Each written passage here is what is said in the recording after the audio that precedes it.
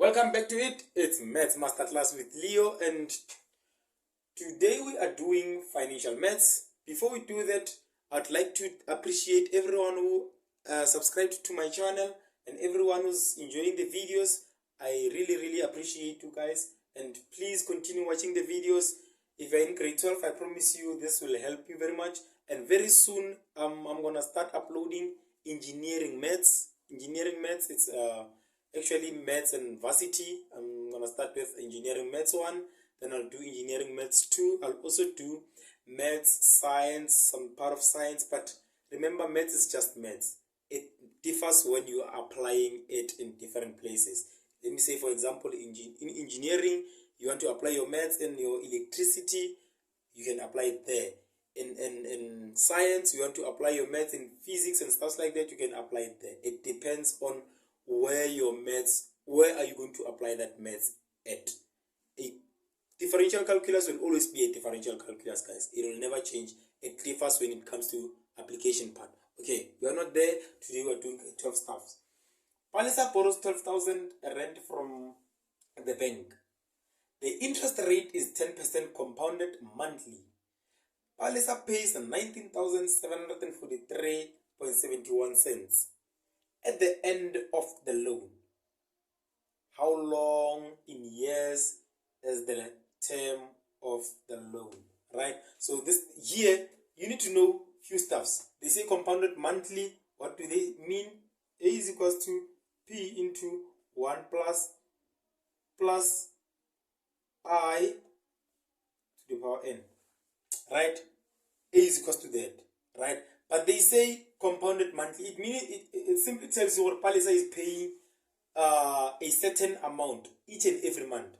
Palliser is paying a certain amount each and every month, right? So in this case, I can just say, N should be the number of months, which is 12, multiplied by the number of years, which we don't know here.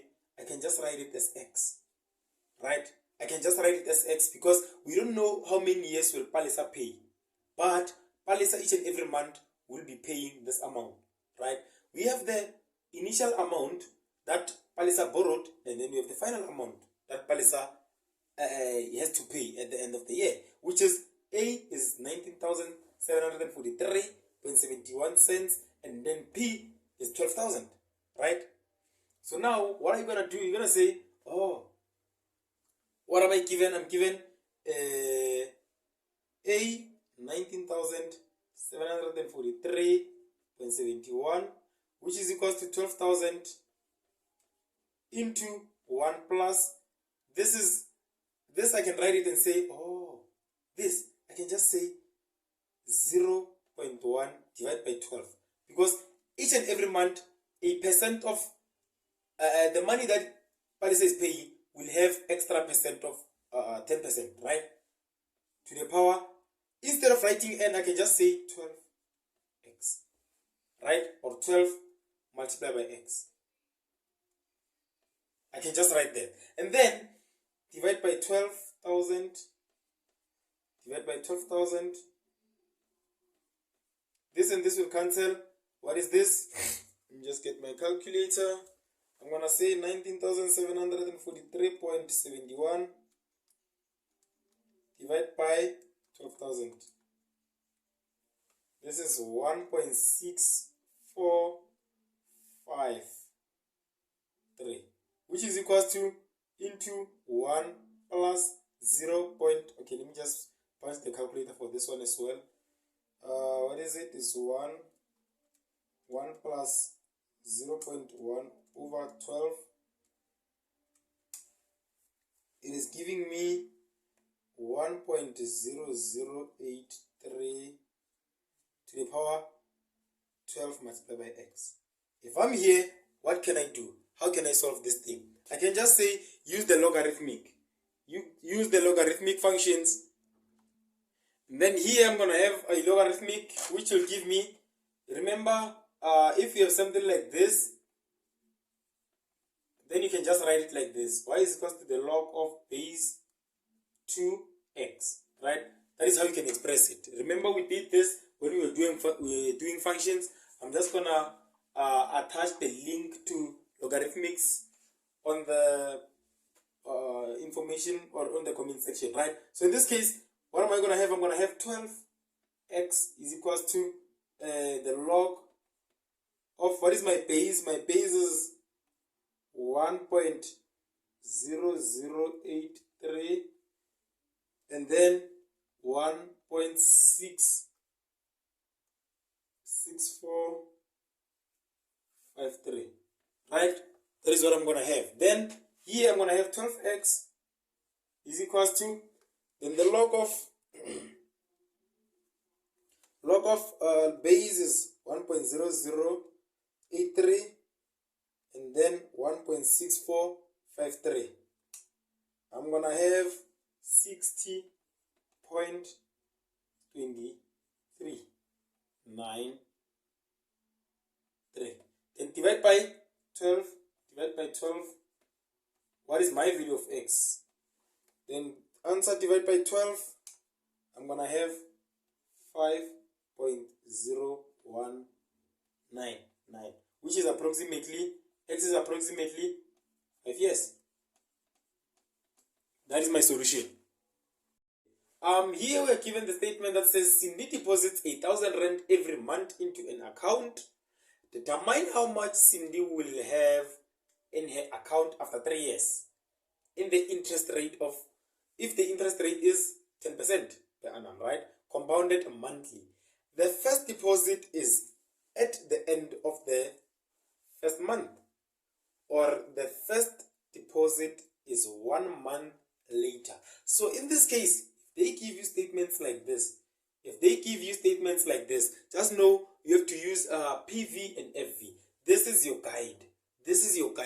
On which formula are you going to use. So if they say 1 month or first month, something like that, be guided by that. And in this case, if they deposit that amount each and every month, they are expecting the money to appreciate, or they are expecting the money to grow, right? They are trying to save the money, right? That is what we call, sometimes they are trying to fix the money. Ne? So in this case, we're going to use FV, right? We can't use A and P because we are guided by this. That is guiding us. So this is equals to x into 1 plus I to the power n minus 1 all over I. That is the equation, right? So now we have this. We have x. X is the amount that is being paid each and every month. So, okay. Since we have this formula, FV is equals to x into 1 plus I to the power n minus 1 all over I. So x is the value of the value that they pay each and every month, which is 1,000 into 1 plus 0.1 divided by 12 to the power 3 multiplied by 12, because they said compounded monthly. I'm dividing this by 12 because they said compounded monthly, minus 1. Not forgetting the minus 1 here, all over 0.1 divided by 12, because they said compounded monthly, right? Then I'm just gonna say, get my calculator, 1,000 into 1 plus 0.1 divided by 12, close bracket, 3 times 12 minus 1 all over 0.1 divided by 12. Then what is my answer? It's in rands is 41,781.82, right? It is in rand. So now let's get another question similar to this type of questions. Okay, an account has an interest rate of 12% per annum, compounded, binomial, or biannual, or half yearly. You see, these are the important words you need to know. When they say biannually, they mean half yearly, right? determine the effective interest rate. Determine the effective interest rate. So remember the formula for the I effective. Okay, you got the formula that says 1 plus IEFF is equals to into 1 plus I nominal or I norm over n to the power n, right? So in this case, they said half yearly. We have 12 months, right? When you talk about the 12 of the half of 12, you just divide by 2, you're gonna get 6 months. So in this case, when they say half yearly, where there's n, you need to substitute 2, right? You need to substitute 2.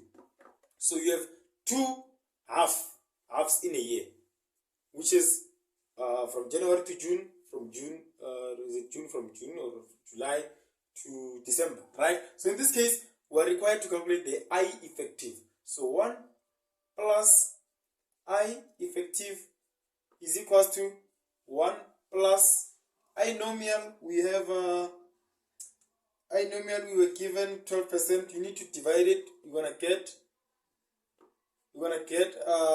0.12 over n is 2 to the power 2, right? So I'm gonna just punch the calculator here and then get my solution. Then I'm gonna have I effective is equals to into 1 plus 0.12 over 2 squared minus 1. So let me just punch that on my calculator and see what am I getting. 1 plus 0.12 divided by 2. This is squared. Subtract 1. I'm getting, this will give me 0.1236, which when I multiply it by 100, I'm gonna get 12.36%, right? That is what I'm gonna get. So thank you for subscribing and thank you for watching till this time, and please share the content with your friends. The next time you hear my voice, we will be doing question papers 2020 and 2021 trial exam, and then I'll be happy to say we will be moving to differential calculus. We'll be moving to differential calculus. Thank you for sharing your content. Thank you for subscribing as well. We are sitting on 521 subscribers. Please, let's get this channel to 1000 subscribers. Please, and tango.